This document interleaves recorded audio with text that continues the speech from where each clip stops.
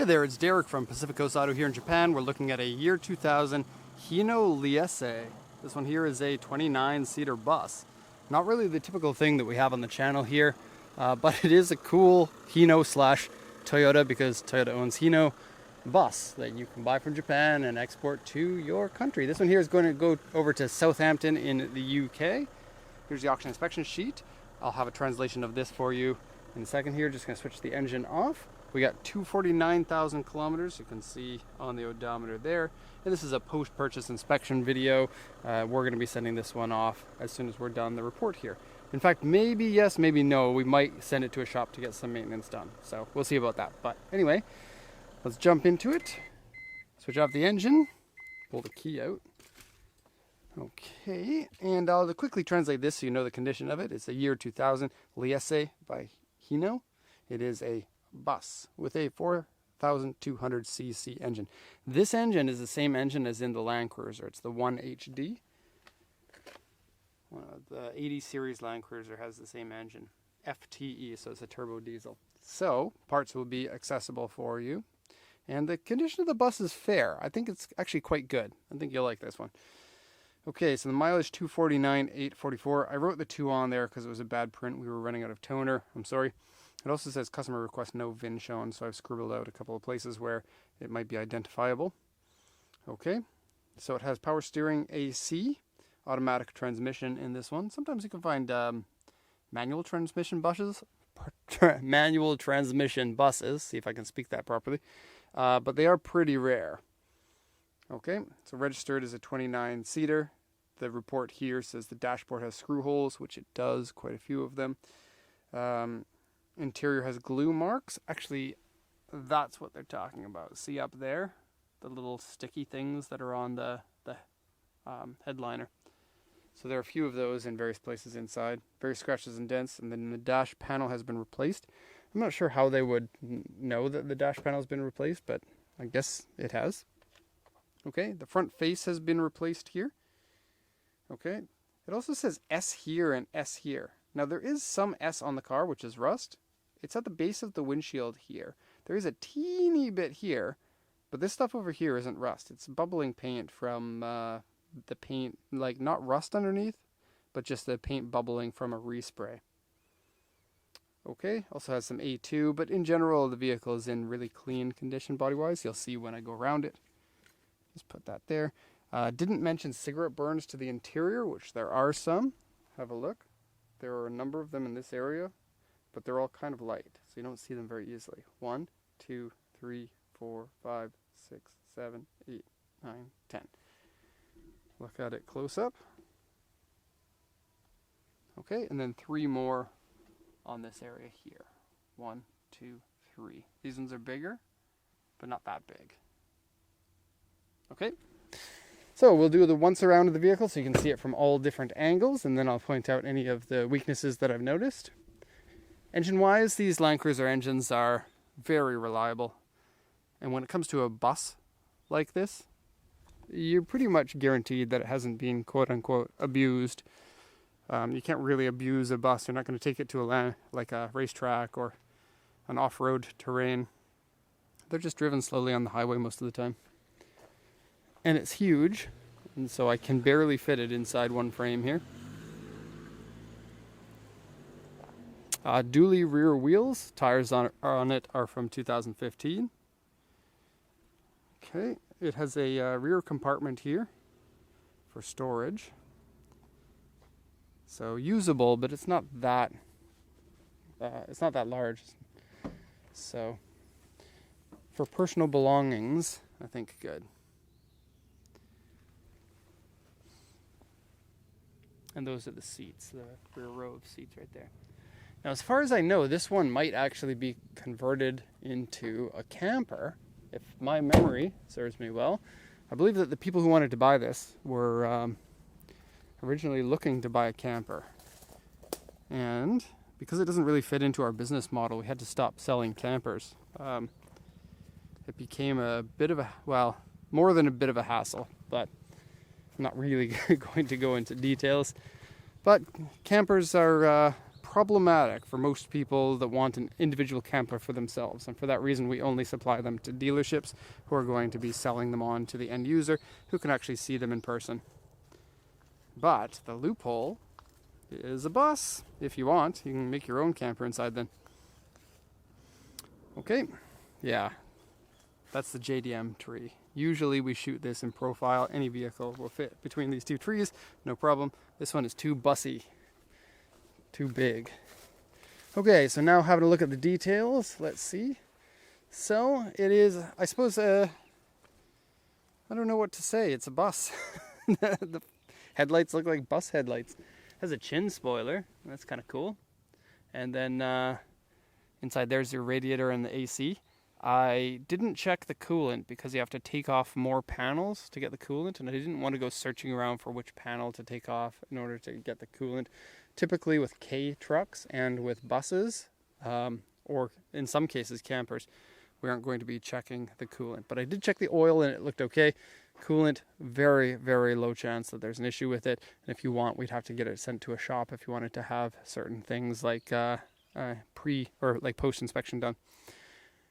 This area here, there are a number of scratches that have been touched up with touch-up paint. Right there, I'm not sure how well you can see. Maybe the light will catch it better from here. Okay, there's some sticky material here, a little bit of a blemish here. I'm not really sure what you would consider that. Okay, down here a few more scratches, and then this area here has like some body filler that has been used. Now the front end has been replaced, but the front end, look, it just gets attached to the rest of it. You would like weld it on and then finish it with body filler. So there is marks from that. Right here, it's just a little bit of rust in here.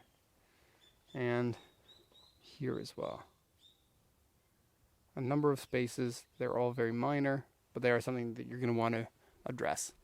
Really big windshield, really big side windows, and a completely flat side make this actually pretty easy to park. We accidentally shipped it to us here. It was supposed to go direct to port because large vehicles like this are hard to deal with, but we did get it into the lot fairly easily despite the large size. Going down here, we have some chips on this. This is an auto door, so you press the button and the door swings out. I'll show you in a second. Actually, I can open it here because we're going to go in pretty soon. Oh, it's locked. Oh, okay. So I have it set on auto. You can choose auto or manual for the door.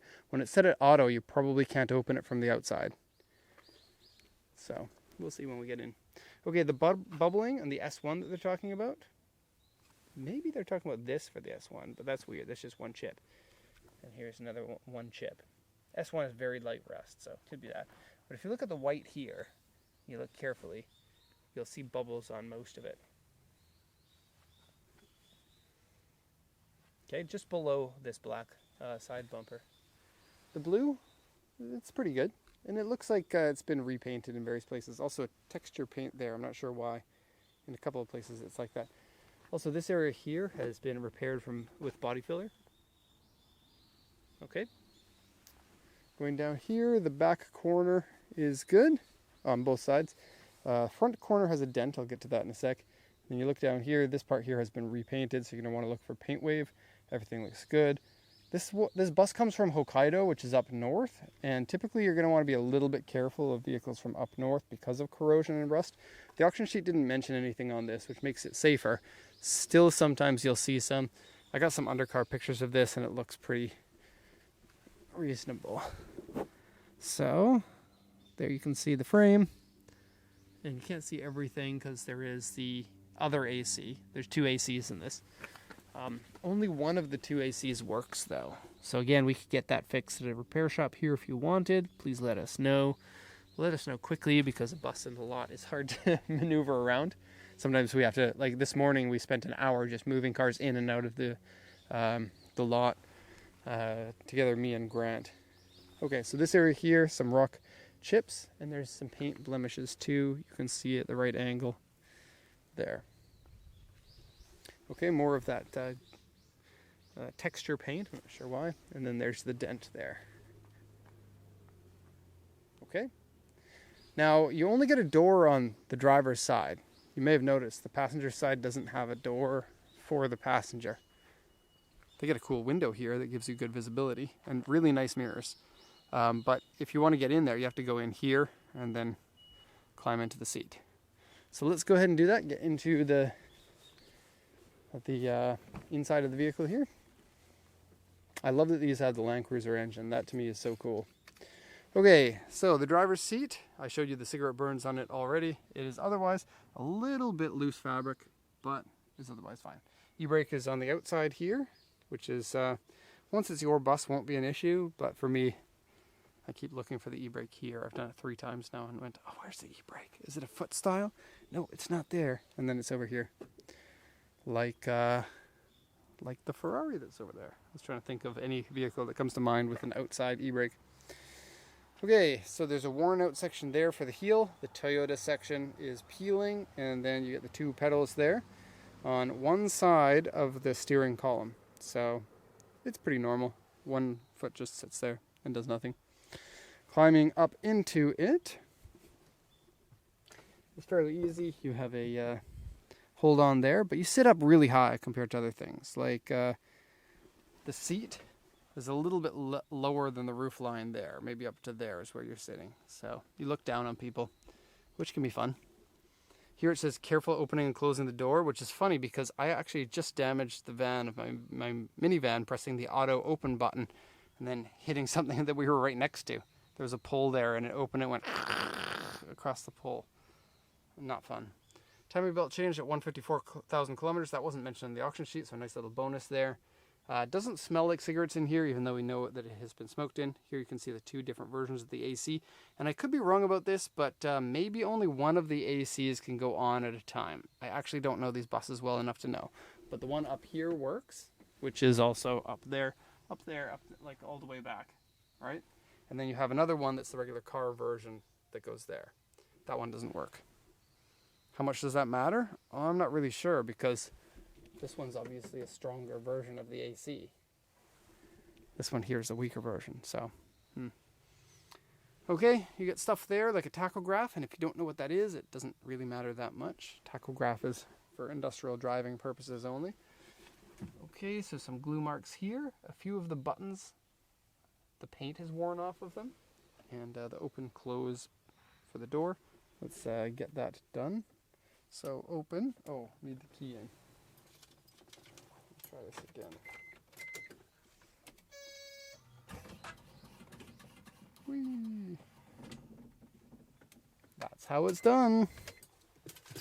Okay, and I'll quickly show you these 2 seats and then go back around to the other seat. It makes it easier to go through that door on the other side. Okay. So, I'll set this to manual so that I can open the door. Oh, that unlocks it too. Okay, make sure that doesn't close on me. Step up. Okay, and can easily stand up in the car. So you get to see me now. Hey guys. This is me. Oh, I don't really want to show you my hair, but 5'10", I can easily stand up in here. If you're taller than me, you might have a little bit of an issue. Okay, to get into there, you have to climb up here and kind of stand on here. It's a little bit of a weird one, but I guess you can kind of stand in here a bit. Comes with a fire extinguisher down there and a red flag. Okay, 29 seats, but one of the rows is all flip down, so you can see all of these ones flip down like this. Press here, down, and up like that. And then those ones there don't appear to have their own seat belts. So seat belts, fewer than 29. And then the seats, I'm just going to, once you've seen one set of 2 seats, you've seen them all. So I'm just going to quickly show you this. And I've gotten full pictures of all of these seats. I didn't see anything that was worth mentioning, like cigarette burns on any of the seats. And then the back gets a full row of 4 with the seat belts in them. Single seats on this side. Okay, so we got some glue marks up here and here, and some rules, I guess. And then more of the glue marks. plastics here look like they turn yellow a little bit, like you know, old plastics do.